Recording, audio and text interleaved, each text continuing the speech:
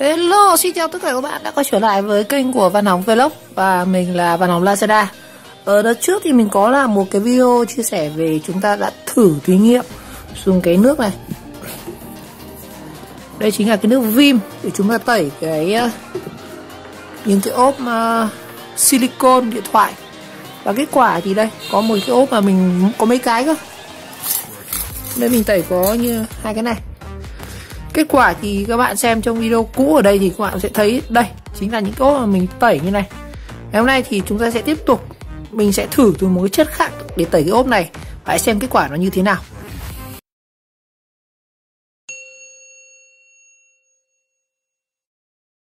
Và cái một điều mình muốn chia sẻ ở trong cái video trước thì khi mình làm cái video thí nghiệm như vậy, rất nhiều người vào chửi kêu là làm cái thí nghiệm dở hơi. Thực ra thì đúng là nó cũng hơi dở hơi thật. Tại vì thực ra những cái ốp này nó rất là rẻ các bạn. Cái này nó chỉ có 9.000 thôi, 9.000. Ở đây mình có rất nhiều luôn anh ạ. 9.000. Mua trên Shopee có khi miễn phí vận chuyển, còn áp mã giảm giá còn có mấy ca ấy. Đấy. Nhưng mà thực sự thì làm cái thí nghiệm này nó cũng khá là, mình nghĩ là nhiều người rất là quan tâm đến cái chủ đề này. Và mình cũng có tham khảo một số các bạn trên YouTube. Nói chung là các bác cũng toàn các giáo sư tiến sĩ không ạ. Tôi xem cái clip mà tẩy trắng cái ốp silicone này, mình có xem đến chục cái video. Nói chung là rất nhiều giáo sư hóa chất rồi hỏi trai. Thực ra ở đây thì mình không phải chê bai các bạn, nhưng mà các bạn công nhận rất nhiều bạn sáng tạo. Có đổ cả giấm, đổ cả chanh, đổ cả xà phòng, nước mắm, đủ các kiểu trộn lại, đun lên rồi kết quả thì nó vẫn công cốc. Nhưng mà theo mình nghĩ rằng thì cái ốp silicone này nó bị ố, tại vì có thể là do cái nhựa này nó là nhựa PMU. Dùng thời gian thì nó sẽ bị oxy hóa như này. Và để tẩy oxy hóa thì tất nhiên là các bạn là học hóa cơ bản thôi. Và cấp 3 thì các bạn biết là để tẩy oxy hóa thì chúng ta sẽ cần đến chất khử. Chất khử thì thực sự thì nó cũng có nhiều cái chất khử như axit, có một số loại axit cũng có tính khử. Ở đây thì hôm nay mình sẽ sử dụng cái này, cái nước Javel này. Cái này tẩy quần áo rất là đẹp.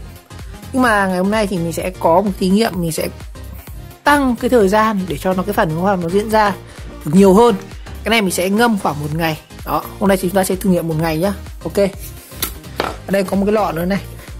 Lọ này đố biết anh em là hóa chất gì. Ông nào hóa chắc biết hóa chất màu xanh này. Thực ra nó là nước xả vải thôi. Mình lấy kèm với cái nước tẩy quần áo này. Cái này mới là cái chất khử này. Rồi. Cái chất này thì nó là nước tẩy Javel. Đó. Anh em vào khóa thì biết Javel nó là một cái chất khử rất là mạnh luôn. Đây. Đấy. Trước mình có một video tẩy cái này với cái áo trắng rồi. Thật sự nó tẩy áo trắng rất là tốt. Tuy nhiên nếu mà áo màu thì anh em lưu ý là không nên sử dụng cái này nhá. Nó sẽ làm phai màu. Áo vàng mà áo màu có màu sắc chẳng hạn, mình bôi một cái vệt Javel mà nó sẽ bị loang mà. Nó sẽ hỏng cái áo ấy. Đó. Tốt nhất là cái này thì mình chỉ tẩy áo màu trắng thôi. Chỉ tẩy màu trắng thôi. Đặc biệt là các cái mà trong chuỗi khách sạn nhà nghỉ người ta hay sử dụng cái này để tẩy trắng găn cha trải giường, quần áo, khăn mặt ấy. Đó. Ngày nay thì mình sẽ dùng cái này để tẩy trắng cái ốp silicone này nha. Có không chém gió thôi, chúng ta sẽ bắt đầu thử nghiệm.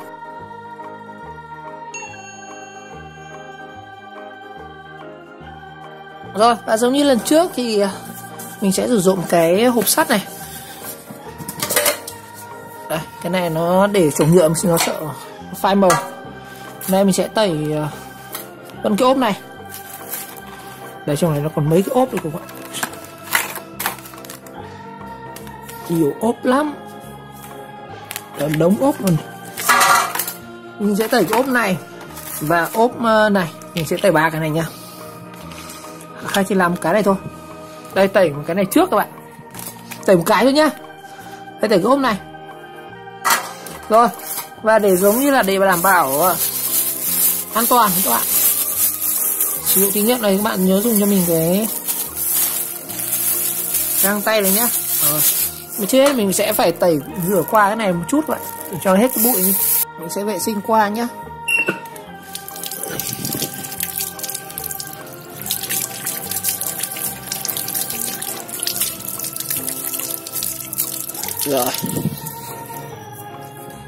Rồi, đây là cái ốp mà sau khi mình rửa xong.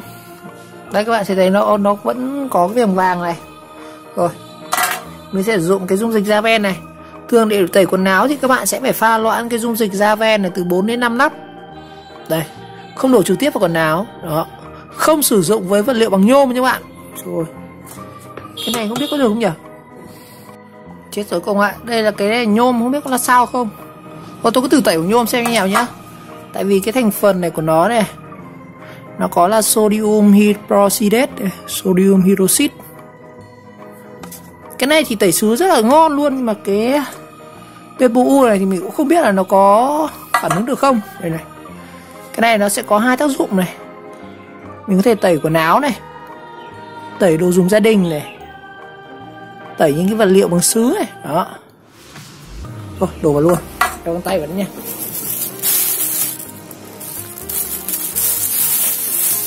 Cái này mình sẽ để bóp mà. Ủa, cái này nó khá là nồng các bạn. Mình đổ trực tiếp luôn nhá. Đấy, nó có dung dịch màu trong các bạn.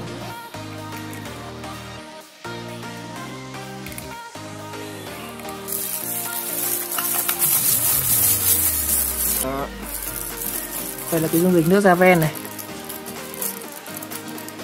Bình thường nếu mà mình giặt quần áo mình sẽ pha loãng cái này với nước, nhưng mà ở đây mình đang cần test xem là cái này nó có.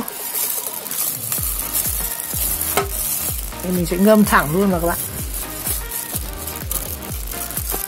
Mình sẽ ngâm 24 tiếng nhá. Bây giờ là khoảng 3-4 giờ chiều, mình sẽ quay lại video vào ngày mai.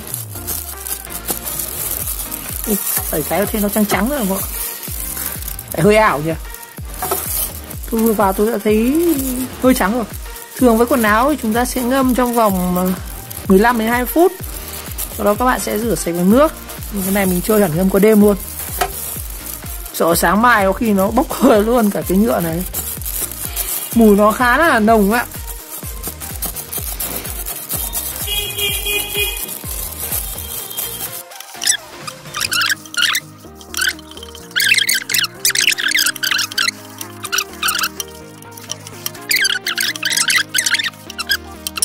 Đây, quất trong chỗ này nó quất rồi.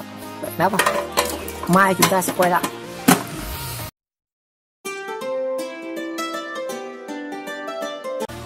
Rồi, như vậy ngày hôm nay đã sang ngày thứ 2. Đây chúng ta sẽ xem kết quả của cái ốp này nó như nào nhá. Rồi, mở. Cái này đóng nguyên từ hôm qua rồi. Đây các bạn thấy đấy. Bám hơi nước ở trên này luôn. Mình lấy găng tay đã. Rồi, đây. Thấy là cái ôm nó bám hơi nước này. Mà cái này nó không bay hơi, nó ở nguyên các bạn. Thì cái nó cũng trắng hơn. Chắc là nó trắng hơn hôm qua một chút thôi. Nhưng mà nó bị cái vết này luôn các bạn. Đây có gì này. Cái này cái vết này là hôm qua không có này. Kiểu như mình ngâm xong mình không dở ấy. Thế ra nó bị cái vệt trắng này luôn các bạn. Đó. Bây giờ mình sẽ rửa lại bằng cái nước sạch xem nó như nào nhá.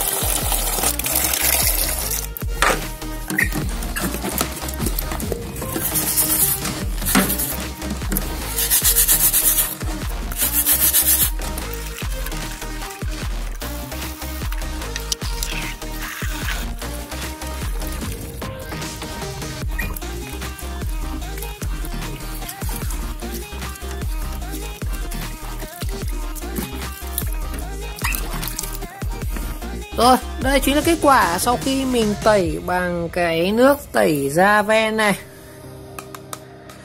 Đây kết quả đây các bạn. Cái này sau khi mình đánh xà phòng các kiểu cũng đã đều rồi. Mình nhận thấy rằng nó có một cái vết ố trắng như này. Cái này hôm qua anh em xem lại video đoạn đầu ấy sẽ thấy nó không có cái vệt này luôn. Nhưng mà sau khi tẩy xong thì nó xuất hiện một cái vệt như này. Đó. Mình không biết là nguyên nhân như thế nào. Về màu sắc của cái ốp này thì so với một cái ốp khác thì đây cái ốp này thì chưa tẩy gì. Các bạn thấy rằng cái tác dụng của da ven này thì đúng nó làm cái ốp này nó trong hơn các bạn. Cái ốp này là ốp mình chưa tẩy. Còn cái ốp này thì trước là tẩy bằng cái vin này. Đây mình có một cái ốp bằng vin. Còn cái ốp này thì chưa tẩy gì, nguyên. Kết quả thì nó có trong hơn một chút. Nhưng mà với cái nước da ven này thì mình thấy nó có một cái mà rất khác so với cái nước vin. Đó chính là các bạn nhìn thấy nó có một cái vết trắng như này. Cái vết trắng mà nó thành hình như là kiểu lúc mình đổ vào ấy. Mình đổ vào có khi là nó bị cháy luôn cái ốp, cái nhựa PMU này. Đấy, các bạn nhìn không? Nó sẽ thành hai vệt như này. Và mình nghĩ rằng đối với cái nước da ven này nhiều khả năng nó sẽ có khả năng tẩy trắng được cái này rất là tốt luôn các bạn. Ở đây thì trong cái video này thì mình thử nghiệm mình chỉ đổ 1-2 giọt thôi. Sau đó mình dùng các tay mình thoa lên. Còn nếu mà muốn nó trắng hệt như này này, đó, thì mình nghĩ rằng sẽ phải ngâm trong một cái, mình sẽ ngâm sao cho nó ngập tràn cái mặt này luôn. Hôm qua mình chỉ có đổ vào đây xong mình xoa thôi. Nó cũng có cái hiệu ứng đấy bạn. Đây, vết trắng xóa luôn này. Và về tổng quan thì mình thấy rằng nó cũng, cái chất lượng tẩy của nó này nó có vẻ như là nó tốt hơn so với vin các bạn. Cái này mình tẩy bằng vin này. Cái này mình thấy nó sáng hơn các bạn, trong hơn rất là nhiều. Cái tẩy bằng cái vin này thì nó còn hơi đục một chút. Và đặc biệt nó ăn mòn thủng luôn một lỗ như này. Rồi, như vậy trong video ngày hôm nay thì mình vừa làm xong cái thực nghiệm chúng ta tẩy cái ốp silicone điện thoại bằng nước tẩy da ven. Một cái dung dịch khá là hay gặp trong cuộc sống hàng ngày. Đây là một cái chất tẩy người ta hay dùng để tẩy trắng quần áo trắng các bạn. Thường ở các cái nhà nghỉ, khách sạn người ta bên vệ sinh họ hay dùng cái nước này để tẩy ga chảy giường các thứ ấy. Rồi. Và kết quả là như này. Nói chung là mình đánh giá cái này nếu mà sử dụng nhiều, đổ ngập này thì khả năng nó tẩy được rất là cao luôn. Đó. Rồi, như vậy thì một lần nữa cảm ơn các bạn đã theo dõi video clip. Và nếu thấy video hay và ý nghĩa thì các bạn nhớ like, subscribe của kênh và chờ đón các video tiếp theo.